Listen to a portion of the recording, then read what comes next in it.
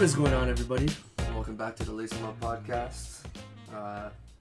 We've got a tough week this week. I'm sure if you've been paying attention to the NHL, even if you've just been paying attention to sports pages in general, you've probably heard about the entire situation with the Chicago Blackhawks. So we've decided that for our star of the week this week, we're only going to give out one star, and that's going to be to Kyle Beach.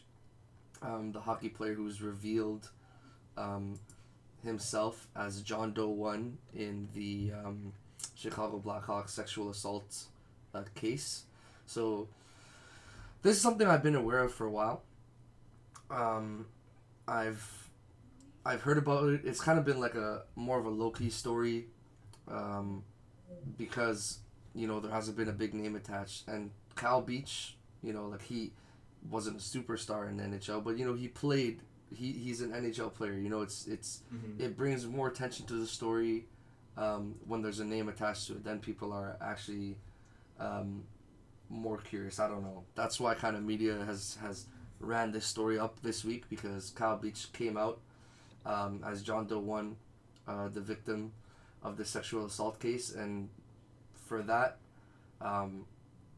I felt like we had to give him the one and only star of the week. So we're going to go deep into this story because there's lots of details. There was like 107-page manifesto of like the whole proceedings with, I think, was it Jenner and Block? The name of the actual law firm is slipping my mind, but I've kind of spent a lot of time this week watching a lot of it, like watching the interview, watching the videos, seeing the interviews with the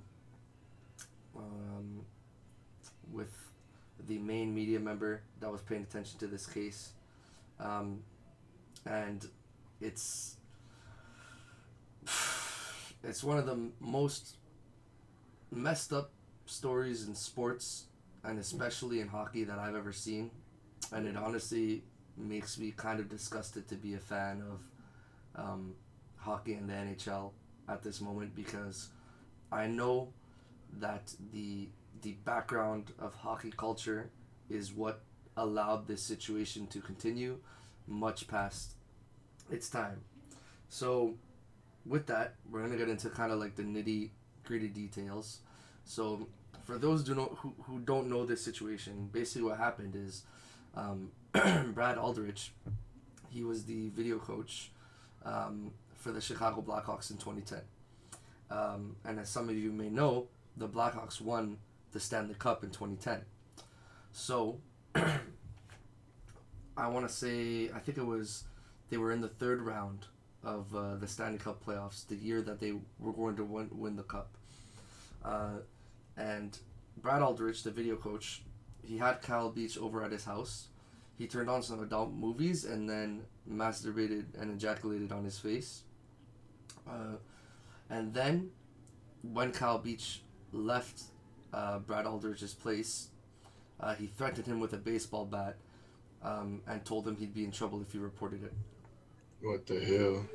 So we can already hear how like this situation is messed up, but it gets much worse. So you would hope that how things would go down is Kyle Beach would find a way to, report the situation, which he did, and we'll get into that. It would go, up to management, and they would make the decision to report this, to, and also publicly fire Brad Aldrich and expose what he did, and and maybe even get like police involved or whatever the case may be, right? Unfortunately, that's not what happened. What actually happened is the safety and well-being of one of their players was tossed aside for a championship. And listen, man, me and KB will tell you, we love sports. We love like sacrificing everything for a championship, but not this. There's times where There's levels to the shit, yeah. Yeah, like there's times where the sport is contained within itself. When you start going to issues of life and well-being of another person. You know, like someone's well-being. This is something that could F you up for life. For life, I won't even pretend to understand what Kyle Beach went through, but like we just know that it was a messed up situation, and I'm sure, and we'll play you guys an excerpt from his interview. You will see that it affected him. I actually shed some tears listening to it. It's like a 24-minute interview. If you guys want to take a look at it, I think it was with TSN, and yeah, man, it was just a tough listen. So basically, what happened was, Kyle Beach reported what happened to his skating coach, Paul Vincent. The reason I want to make sure you guys hear his name is because he is also a hero in all this as well, because he's the one who actually started setting it up, the chain of command. Eventually, it got up to management, which included team president John McDonough, general manager Stan Bowman, assistant GM Kevin Cheveldayoff, who's the current Winnipeg Jets GM, and Stan Bowman until this week was still the Chicago Blackhawks GM, and coach Joel Quenneville, who was the Florida Panthers coach until this week as well, after a meeting with Gary Bettman where it was decided that he was also at fault for what happened. So basically, when this story went up to management, they were in the room, and you know, the team president John McDonough, he basically said like, hey, it took a lot of effort for us to get to this third round. Like, should we ruin this run? And Joel Quenneville was also saying like, we can't. Apparently, he was visibly upset about it and was like, we can't distract the team and you know, mess with team chemistry when we could be winning a cup. And like, think about how messed up this is. This is literally like, and this is what I'm saying about this like hockey culture bullshit. Like, you know, like, oh, keep it in house. Like, don't let anyone know. It's all about the team. Blah, blah. No, man. Like, this immediately, if these guys are true leaders, they would have made the decision then and there to be like, we gotta make sure that this gets out there. I know it's gonna be a distraction, but it's the right thing to do. Or, at the very least, what they were gonna do, which they did not execute well, was they obviously went on to win the cup, as we know. But then, what's messed up is, you would think after they win the cup, they were reported. Now, we might still be upset or not upset that it took that long. I guess it depends on who you are. But as long as things went the right way, it's still better than whatever happened. So the messed up thing is, man, is Brad Aldrich, they won the Stanley Cup. He got a ring. He got to celebrate with the cup. He got to take the cup home. He got his name on the Stanley Cup. And all that happened to him was 3 weeks after, you know, they reported it internally. They let him leave. And not only that, this is what I'm saying. Like, listen to how clean Brad Aldrich got away with this.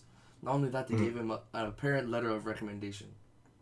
And the thing that's interesting about this is we don't actually have the evidence of the letter of recommendation, because Aldrich's records from his employers after he left the Chicago Blackhawks are all mysteriously gone. No one knows why. But the other employees who worked during that time, their records are still around. So at least from the money that he got from that championship, he used it in a way to try at least to cover himself. This is like kind of sick. Like, oh, it's sick. The whole and you want to hear what's even sicker, man? So that letter of recommendation, Mozzie got him jobs later on. He actually got a job at a high school in Michigan. And he also sexually assaulted another person. So I think he sexually assaulted like 3 people after Kyle Beach came out. So the Chicago Blackhawks not handling that situation, in turn, allowed other people to be sexually assaulted. But like, take this in. A 16-year-old kid, this guy sexually assaulted. I don't know the details of kind of like the other. I think there's like a total of 5, including Kyle Beach, people that are part of this case. When it comes to the details of the other members, it's I don't know them as well. Like I'm, you know, the Kyle Beach part has obviously become the focus, but this this 16-year-old as well has become like an important part of this as well. So I kind of wanted to play a little clip from Kyle Beach's interview with Rick Westhead. And honestly, Rick Westhead is actually the media member I was talking about earlier. He honestly like deserves some kind of media award for the work he's done, because until Kyle Beach revealed himself, he was the only media member who was like really pushing this story and covering it. And Kyle Beach even admitted himself that if Rick Westhead hadn't pursued this story so intensely, that they might not be where they are today. So I want to play this clip. KB, I don't know if you've got it pulled up for yourself as well. I think you would want to hear it. Yeah. So, like, warning, it's like, I don't know, it made me sad, especially the build up to this moment. But it's kind of Kyle Beach discussing, you know, how he feels about the fact that after him, this 16-year-old boy was sexually assaulted as well by the same person. So, listen to this. When Brad Aldridge did leave the Blackhawks in the summer of 2010, he went on to work for the U.S. hockey national program, actually, as well as Miami University in Ohio. And then in 2013, he wound up in Houghton, Michigan, where he sexually assaulted a 16-year-old high school player. And I wonder if that player is watching now, what your message to him is.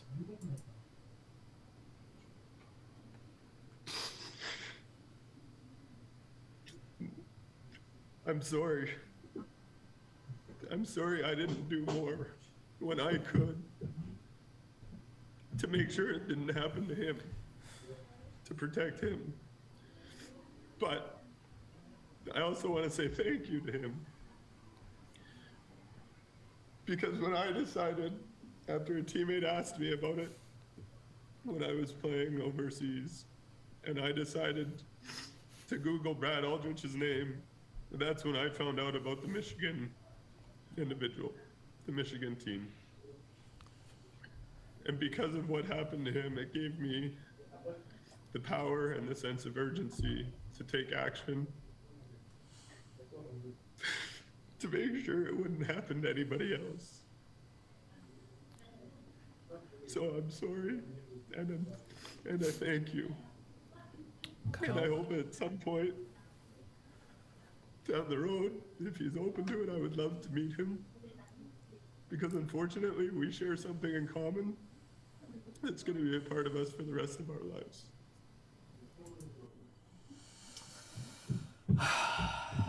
Heavy stuff, man. Heavy stuff. I don't know how that hits you, man, but like, I don't know, man. I feel whenever I hear stories like this, I just feel sick to my stomach. I can't, like, I don't know. I don't have the words. When I looked at the interview for the first time, I was like, wait, is this like for real right now? Or is this like a setup? And then I was reading the comments, and it's just like, this shit is just sick. Like, I can't have words, or I can't even express myself right now, because I would never think people would get away with such thing in such a big league like this. Like, this is some worldwide, like, this is legit. Like, this I don't know. I'm like lost, man. This is not serious. Like, I can't believe we're really talking about this, and I can't believe this is an actual thing. This happened how long ago? 11 years ago? 11 years ago. 11 years ago, and my man's walked away clean as if like it was nothing. Yeah. No, I can't stand such behavior. And went on to do it again afterwards because they didn't report it. Honestly, like, yo, man, like, literally just that little excerpt, like, it hits me, man. It hits me. I don't know, like, what it is. I think, like, you know, obviously sexual assault in general is just so messed up, but, like, something about seeing, like, you know, an elite athlete, and, like, I'm not saying that, like, you know, man or woman, like, matters more, but I feel like because we're so not used to, like this is a huge, physically imposing, like, athlete, you know what I mean? Like, the people would just think in their head that, like, oh, this is the type of person that could, like, you know, it wouldn't happen to them. They would never even try it, you know what I mean? Like, we always kind of portray sexual assault as being like, oh, like you're the smaller person, they kind of put you, but no, like it's really power. Power, you know, like it's so effed up how, like, I don't even think Brad Aldrich is a big person. I think he's a little man, like literally power, you know. He took advantage of a 20-year-old guy who was barely making the roster, you know what I mean. He was coming up from a minor team, trying to get a spot. I don't think he played that many games in the league. And this video coach, not head coach, not assistant coach, not like skating coach, like not anyone that like could, at least in my opinion, like he could help you improve your game, but like he's lower on the list of all the staff that come to mind first. Video coach was able to do this to this man and get away with it. And like you said, it's been 11 years, and not only that, they won the Stanley Cup that season, and his name is on the cup. Like now people are saying like they should be stripped of the cup. There's already discussions of removing Aldrich's name. Me personally, I don't want them to just straight up remove it. I want them to exit out. Why? Because when this story eventually is going to breeze by, which is unfortunate, but it's going to happen. With all stories, things people forget, people move on. The players for generations and generations and generations, as long as that band is on the cup, which I forget how many years it takes for those big bands to come off of the cup, because obviously, you know, they keep lowering it and then they remove it once it gets too long. But for generations, as long as that band's on the cup, every time a player is going to lift up that cup, they're going to be like, why is this one person's name X'd out? And it's always, and that's going to be like hockey lore, right? Like if you're like, oh, how many names on the Stanley Cup have been X'd out? I know there's been other ones in the past. I forget X'd out, like X'd out, not removed? Not scraped out. I want them to literally take like a X. Like, Yeah, but I know, but I'm asking about like the one that you're talking about, like previously, where they X'd oh yeah, out, some of them were X'd out. Yeah, some of them were punched out.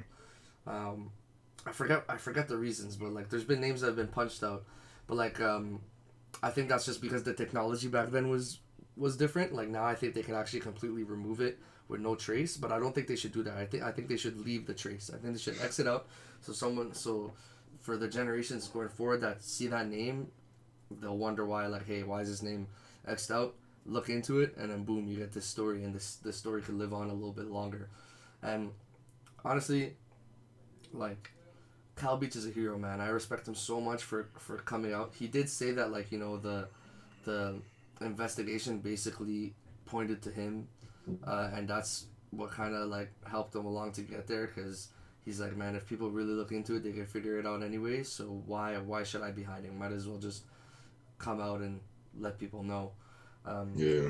And as of now, general manager Stan Bowman, he stepped down from the Blackhawks and USA Hockey. He was also the GM for the USA Olympic team, so he stepped down, obviously because he was part of that situation. Quenneville resigned after he had a meeting with Gary Bettman, and Bettman obviously advised him to do so.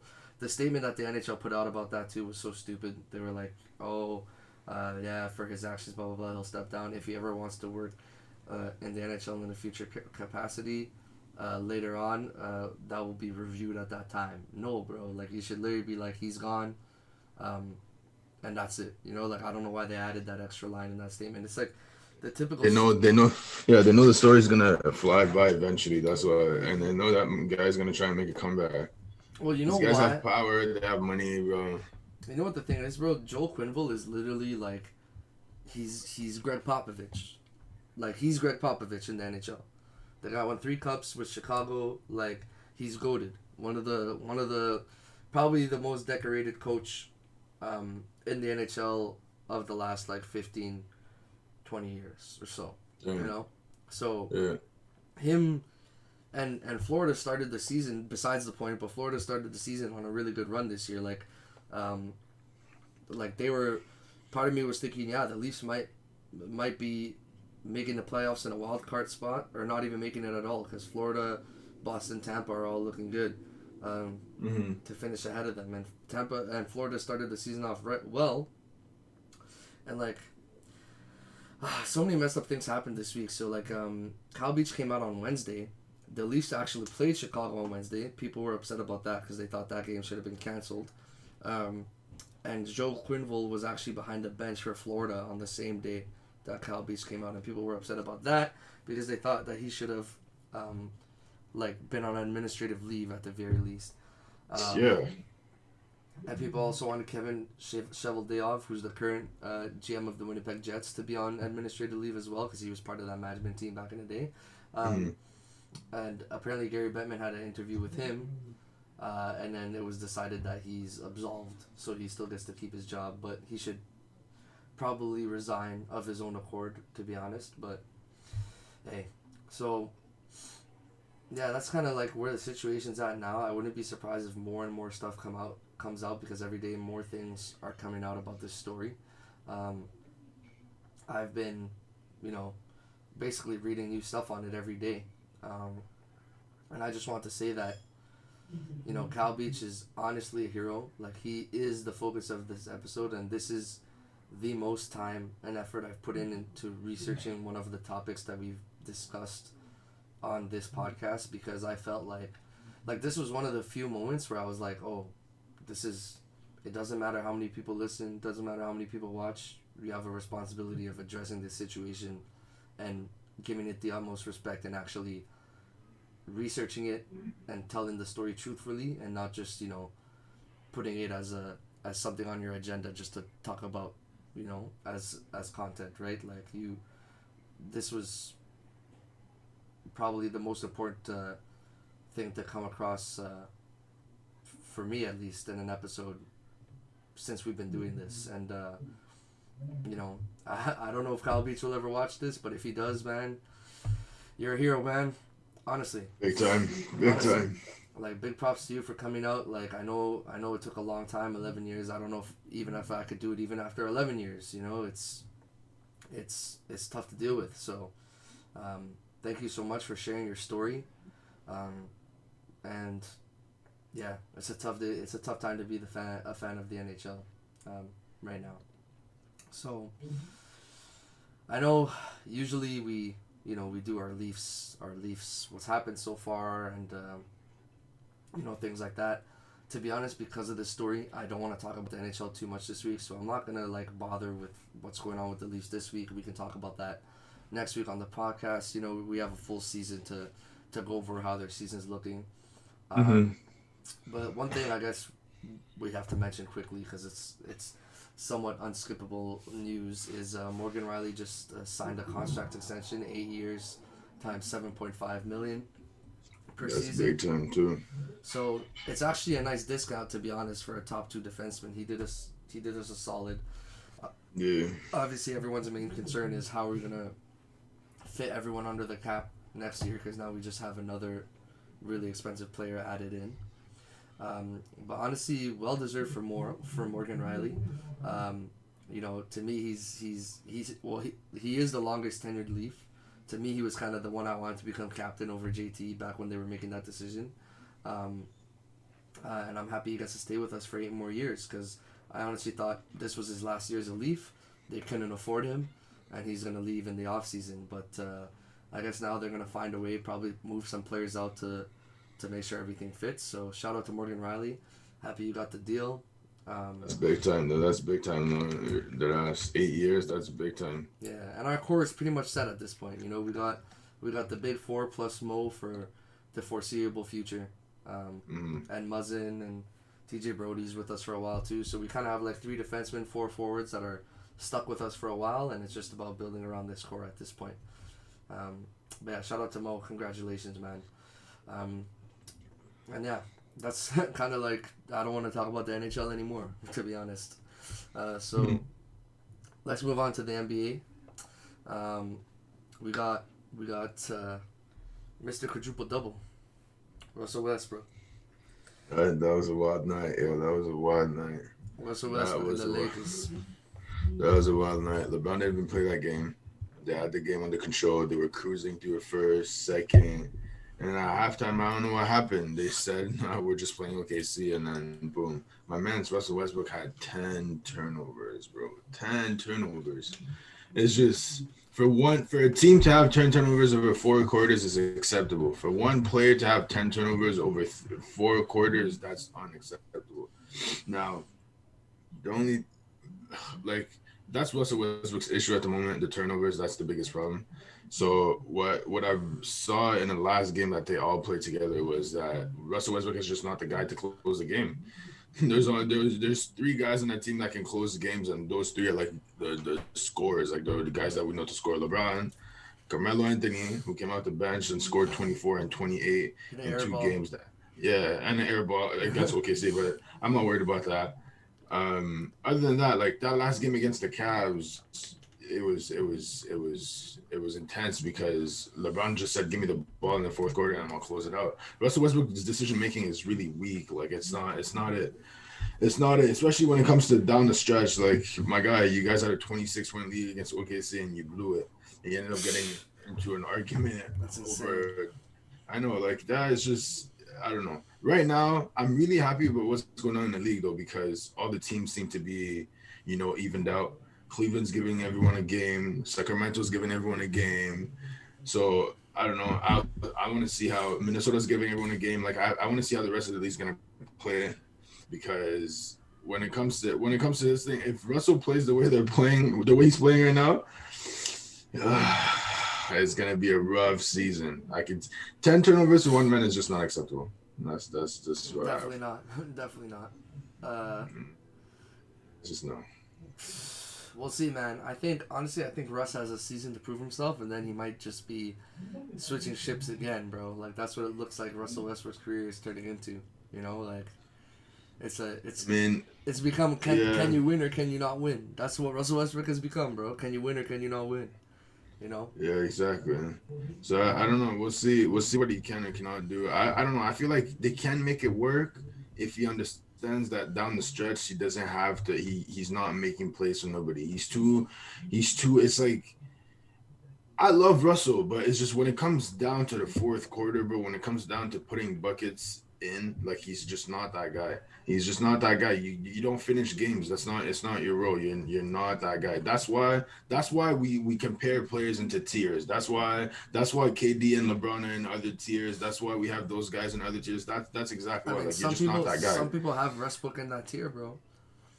I don't know. I love Russell. Like Russell is one of my favorite players to watch. He's like I love watching him, but it's just down the stretch, 4th quarter. I need a game winner. I'm not giving Russell the ball. I'm so sorry. I'm more likely to get a turnover off him, a break 3-point shot, or like I can't. Personally, I can't. It's like I'm giving him until the end of the season. People are saying this season for them is make or break. It's championship or bust, which. I mean, for LeBron, I think it is because my man's turning 37. I don't think like. And he had the injury recently too, no? Like for a little bit. Yeah, they called it what an ankle bruise or something like that. But he came back. He looked at it. He took 2 games off. He looked at it. They went 1-1 when he took those games off. It wasn't that bad. But I'm just saying the league right now, right here, I really like it because it's evened out. Like they took OKC for granted. 26-point lead, they took them for granted, and they thought it wasn't going to be. That team's got some good players on there. I like that new kid, Giddey, or Josh Giddey. Yeah, Josh Giddey. He's nice. He's nice. Yeah. I love Shea. I've always loved Shea. He's fucking. Of course. He's a kid. They have a really solid team. Like I'm looking at the league right now, like Washington, Sacramento, Minnesota, like all those guys, like especially with this play-in tournament, anything could change. It's a 1-game thing about who's making the playoffs and who's going to the next round. It's like, anything could go crazy. I'm looking at Washington right now, and it's like you got Spencer Dinwiddie, Bradley Beal, KCP, Kyle Kuzma, and Montrez. That's a crazy 5 right there. It's a good team. It's a solid 5 that could give you a game. Yeah, exactly. So I don't know. Once again, first round exit, like probably, but at least they don't make the playoffs, maybe. Exactly, but that's the scary part about like today's league is because like I feel like this year's finals is gonna be something ridiculous, like Golden State against Miami or something like that, because like anyone could just push you. That could happen too, but I just don't. That's my bet. Just- Calling it now. Just that I can't even lie to you, bro. I saw Chicago making a big run, but because of that Patrick Williams injury, since he's that guy on the team, he's that guy on the team that will not fear picking up the best player on the opposite team. You know what I mean? Like now it means that DeMar is gonna have to pick up like a LeBron or like a KD, and defensively that takes on your body. You know what I mean? And offensively, I don't know if you're gonna be able Are you to putting match DeMar that. up there defensively? I mean, on that team, I would. I'd put Lonzo Ball up there, bro. Lonzo and KD. I mean, like, I mean, but like, you know, I don't think like what you think they put DeMar on KD? I mean, at that at that point, that's the only thing you could do. That's what I'm trying to say. It's like Patrick Williams was that guy. He's like a 6'7", 6'8" small forward. He's Vooch has no defense at all. Vooch has no defense. He's not laterally quick enough. Like it's just there's like now Levine, Chicago, I don't know how Levine's defense is. He's like what? He's average. Like yeah, it's like once again, it's like I have faith in Chicago, but defensively, just because of that injury, I'm kind of worried for them. But they should you be know able what I to. mean? They could outscore anybody in this league, though. Oh man, I seen Anybody DeMar in go this for league. 32. I seen DeMar go for 32 yesterday against Utah, and that was once again like offensively, I'm not worried for that team whatsoever. They can outscore anybody in the league. Defensively is gonna be a problem. Yeah. That's that for me, bro. How about this? The boy James Harden. Yeah, I was gonna say. Speaking of a team offensively, Yeah. first of all, for everybody out there saying that James Harden is not actually a superstar and he's only become like a star because of these fouls and stuff, like shut your mouth. Like the guy just came off of an injury. Like he said recently that like I've had trouble kind of like pushing my body to its limits because I'm afraid, and I know exactly what he's talking about. Like, you know what I mean? If you've been an athlete at any point in your life and you injured yourself, it's hard to play the way you used to play again. It's hard because you're scared. You're scared. Yeah. Like, man, like KB knows this. I complain about this every time we play sports. I have a messed up knee. I have I forget what it's called, but basically like a piece of the bone in my knee like cracked, and then there's like shrapnel in the tendon. Yeah, fractured hairline. No, it's not a hairline fracture. It's something else. It's like I forget what the name is, but no, something else. That's what I thought it was originally. I thought it was a hairline fracture. Yeah. That's what they told me when I got it scanned back in like 2012. Anyways, enough about me. Basically, what every time we play a sport, before I knew what it was, I was worried, right? So they told me afterwards, like, oh, you just got bone in the tendon. You're too young to operate and take it out. Like, just keep it. Just know that, like, you know, your tendon, the reason why it hurts is because your tendon is getting inflated by this bone shrapnel. You don't have to worry about any, like, permanent injury or the bone, like, cutting your tendon or nothing. It's just, like, inflammation, that's it. You'll be fine. Just, like, ice it, stretch it out, whatever. So after that, I could get back to playing, like, normal. But before that, I was worried a little bit. I wouldn't be able to run as fast as I wanted to. I wouldn't land on that knee as much as I wanted to. I wouldn't go, like, you know, if I'm playing ball, because ball is hard as hell on the legs. If I want to go, like, you know, run in and jump for every layup and stuff and try to jump for rebounds, like, I would do it less because I'm scared. I don't want to, like, you know, pop my knee and never be able to walk again. So, like, imagine that on the level of an NBA athlete. Like, it's hard to get back to normal. Like, I'm surprised KD stepped into the league and started playing like he did from, like, after that, you know? Yeah, but he had a long break, though.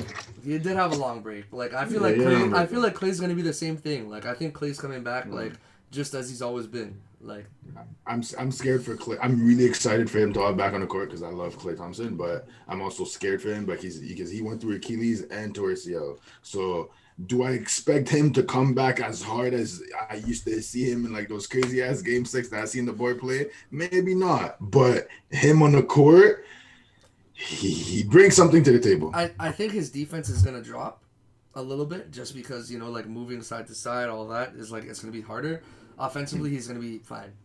No problem. No problem. He's catch and shoot. He's catch and shoot. Yeah. Like, you know, you don't need to be super athletic. You don't need to, like, you know, go side to side. Like, you know, you're just standing there. You catch the ball. You release it. That's it. I'm just mad, yo, because it's like what? How long did he not play? Like 2 seasons, almost 2 seasons or a season and a half. So short to me, it's seasons, like though. Yeah, facts. But to me, to his numbers, it does matter for me, especially because I think Klay Thompson is one of those like 3-point shooters that I like. I love Klay Thompson when it comes to that 3-point line. You know what I mean? So I feel like if he had that 1.5 season, like those numbers just go up. You know what I mean? Like when it comes to those all-time 3-point shooters, we know Steph is up there, we know Ray Allen is up there, but like those other guys, like you remember we played 2K recently and I was talking about Peja. Oh yeah. Yeah, Beja's one of those guys where he would shoot lights out, and I feel like like Klay Thompson could have been on top. He could be in that list. Actually, I feel like He's might above be that past Beza guy, that's for sure. Yeah, he's definitely gonna be above that Peja guy after Bro, this season. you can't mention the name Steph Curry without mentioning Klay Thompson, bro. Like, don't worry, Klay's fine. Like, they're literally the Splash Brothers. They're always gonna be mentioned hand in hand. Like, literally, that's the greatest backcourt ever of all time. Yeah. And I'd be very surprised if there's ever a backcourt that's gonna beat that, bro. Ever. We'll see if we find Luka a fit maybe. Yeah, that's true, man. That's true. I mean, that'd be tough, man. Clay would be a sick fit for Luka, to be honest. But Dude, yeah, you see, Clay's like top 20 when it comes to 3-pointers made. Like, to see, that's not enough. Like, we're talking about Klay Thompson here. yeah, I mean, that's he'll be crazy. good, bro. He's still got another like 4 or 5 years in his career. He'll be fine. Yeah. I could see Clay like after he's gonna leave Golden State, but it's gonna be when he's like older, and I could see him being like a role player, like a Kyle Korver type of guy for like a team. You can see Klay Thompson. You can see Klay Thompson leaving Golden State. I mean, like if he's still got some juice in him, like I don't know, unless he comes off the bench for Golden State. Like it depends on Golden State's still a contender or not, and like that's gonna depend on what is it, Wiseman, how he turns out, and like if they're able to get another guy to come in. Like Draymond. To me, Draymond's already fallen off a little bit. Like he's not the same. Steph is still Steph. You know what I mean? Clay's still gonna be Clay, hopefully. So honestly, I think Golden State is competitive as long as Steph remains Steph. How long will that be? Who knows? Within the next 5 years or so. And after that, it's like Clay might still be a useful off the bench option or something. And does he want to stay there? I don't know. We'll see. But yeah, one thing I did want to shout out. Just because I felt I had to. Yesterday I was super busy. I didn't get a chance to watch UFC 267. I'm guessing you probably didn't see it either, right? But I just want to be super quick with it. Like this is, there's actually going to be UFC 268 next week, and that's going to be sick. So Usman's fighting, so we'll make sure to catch that one. So, sorry. Kamaru, my man. He's fighting Colby Covington, which is probably his best fight. So, but yeah, I just kind of wanted to quickly mention a couple things. One, Jan lost his belt to Glover Teixeira. So, 42-year-old, been in the game for a super long time. And we're gonna be real rapid fire with this one because, like I said, I didn't get the chance to catch it. But yeah, shout out to Glover. He's been in the game for a while. He's been grinding for this for a while. I love Jan too. I feel bad that he lost his belt, but congratulations to Glover Teixeira for taking the belt.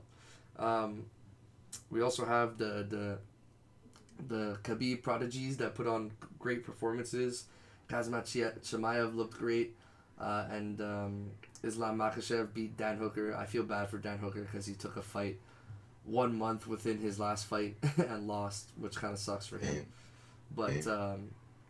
But shout out Dan Hooker, respect you for doing that. But also shout out Islam Makhachev for now he actually beat someone who is higher up in the rankings, like someone with a name. He's put a big name under his belt, and we might see him start, contending for a title very soon. I think Peter Yan won his fight as well. So, but he's already the champ in my mind. So. Well, we gotta see what happens with him and Aljo later on. Aljo needs to, step up.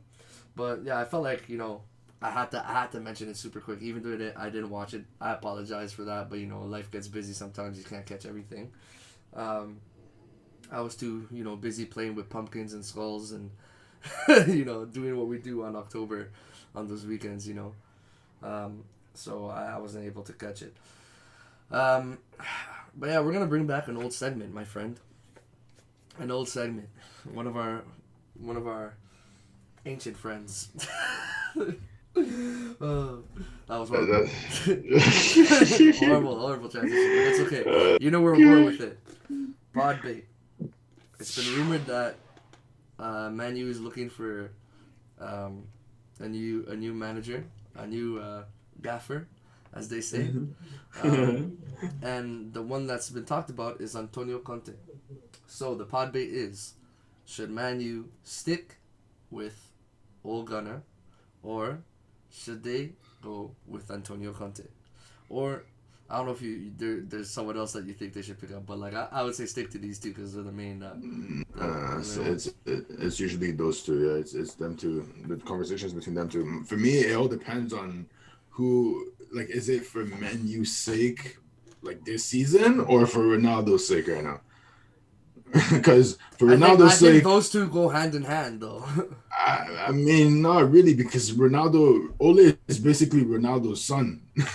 If I'm trying to be respectful, really? Like I feel like Ronaldo on the pitch right now, and Ole being the coach, I feel like Ronaldo has a lot more of a say than if Conte was to come in, because Conte is really this guy where like he does his thing. He's the better manager, bro. Let's be honest. Yeah, he's the better manager. I want Conte. I don't want Conte for them, but I like. For them to perform, Conte is definitely. Yeah. You know what's funny? Everybody is saying exactly like you. Like I was talking to our boy Erwin the other day. We had an episode in the past with him. You might have, if you watched it, you would know. But our boy Erwin, I literally saw him last night. We were at like a Halloween party. He's like, we were talking about this very subject, and he's like, nah, I want Ole to stay. They need to keep Ole. I'm like, why? And he's like, because I like them being shit. Exactly. Like everybody in comments on social media are like, nah, keep Ole. I'm like, what's wrong with people? And then I'm like, oh, I get the joke. I'm in on the joke. Like they're horrible with Ole. Like their recent game they played good against Tottenham. But that's because he finally agreed on changing the formation and playing with 3 defenders. But other than that, like I don't think for them to perform, Conte has to be the man. But for me personally, for my own sake, I want Ole to stay there because my boys are doing well.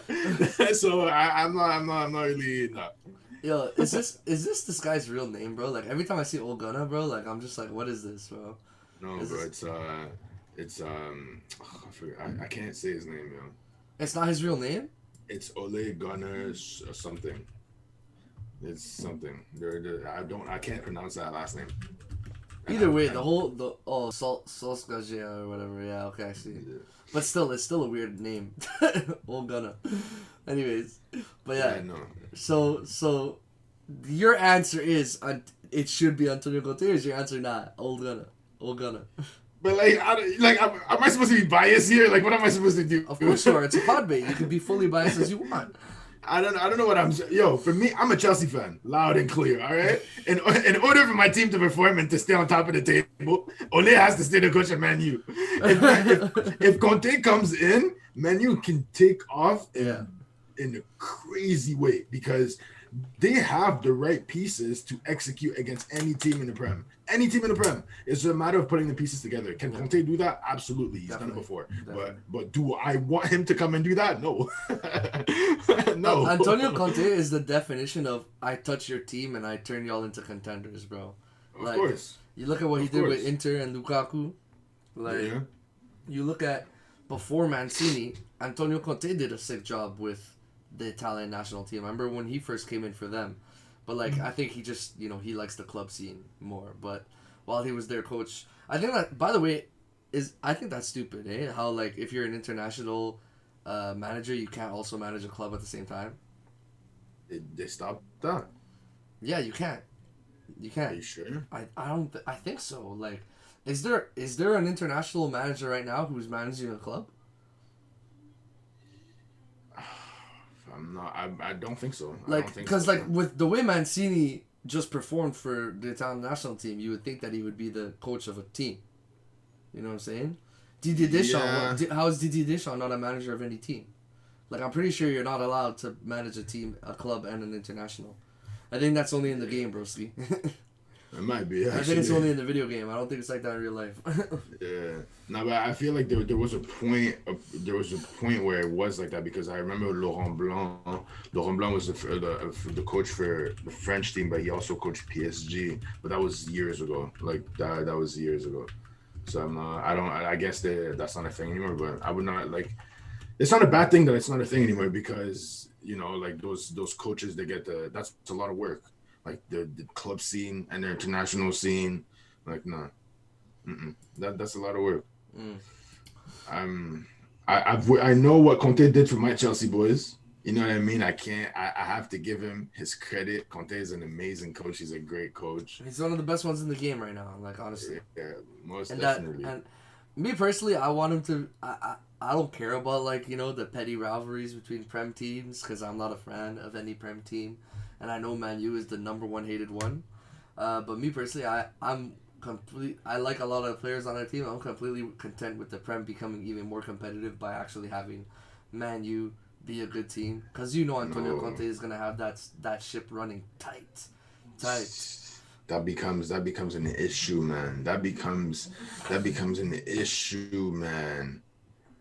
It becomes an issue, man, because Chelsea's doing well, Liverpool's doing well, Man City's doing well, West Ham is doing well, Arsenal is like coming back into the picture, but like if Conte takes control of Man U as of today, that becomes a whole different story, man.